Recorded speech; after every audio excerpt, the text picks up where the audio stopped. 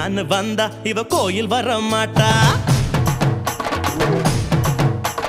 திருவிழான்னு வந்தா இவ கோயில் வர மாட்டா.